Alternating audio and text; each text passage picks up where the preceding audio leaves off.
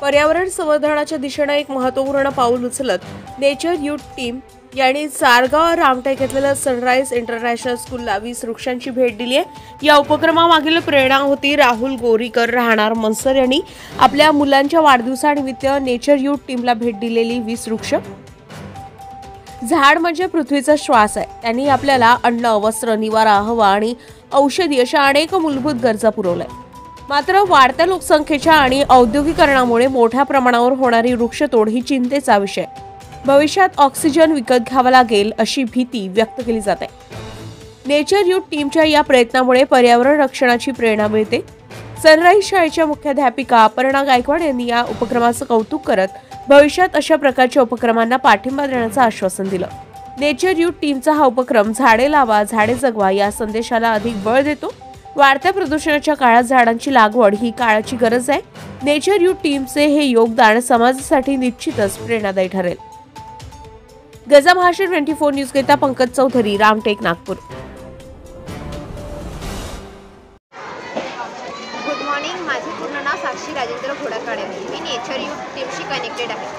आजचा आपला विषय आहे नेचर यूथ टीम काय आहे। नेचर यूथ टीम ही विदर्भ एक संस्था आहे जी आता सध्या महाराष्ट्रामध्येच काम करत आहे आणि महाराष्ट्रामधूनच ती नागपूर जिल्ह्यामध्येच काम करत आहे। नागपूर जिल्ह्यामधलं रामटेक एक गाव आहे, तिथे आता ही नेचर यूथ टीमनी हा प्रसंग चालू केलेला आहे। तर हा प्रसंग चालू करण्याचं मागचं कारण काय आहे ते आपल्या सर्वांना नाहीच माहिती आहे। ह्या प्रसंगामागचं कारण आहे की पर्यावरणाशी निसर्गाच्या सानिध्यात आपण पर्यावरण काय करतोय, पर्यावरणाची जोपासना कशी करायची, पर्यावरण काय आहे, पर्यावरणाबद्दल लोकांना कसं जागृत करायचं, मुलांना कसं जागृत करायचं, हे आमचं ध्येय आहे।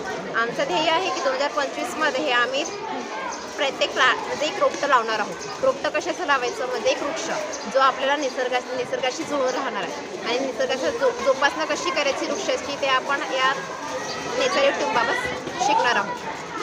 आता तुम्ही कुठं रोपटे दिले आहेत?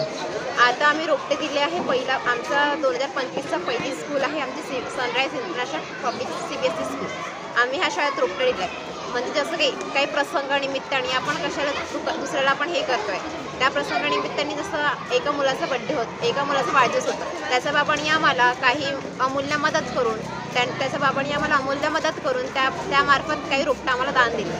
पण ती रोपटं आम्ही तिथे न लावता आम्ही एका शाळेला दान दिलं, म्हणजे जेणेकरून त्या रोपट्यांची जोपासना पण होणार आणि त्या विद्यार्थ्यांना काही तसं काही शिकण्याचा प्रसंगही मिळणार। Hello everyone, I am the principal of Sunrise International School, Chargaon, Ramtek. I am Ms. Aparna Gadbande. Today, Nature Youth Team Vidarbha has visited in our school and they have donated 20 saplings, 20 plants in our school. They are doing really a very good job. In this selfish world, they have donated the plants. They have requested us that they will visit to our school and they want to donate the plants. They have done a very good job. We are really proud that they have visited to our school and my students, my staff have really welcomed them in a proper way and they have done a very good job. We are really grateful and thankful to them. We will plant that saplings as soon as possible in our school campus. We will give that plants to the students also and we will motivate the students to do the same work like Nature Youth Foundation team Vidarbha. They have done a good job.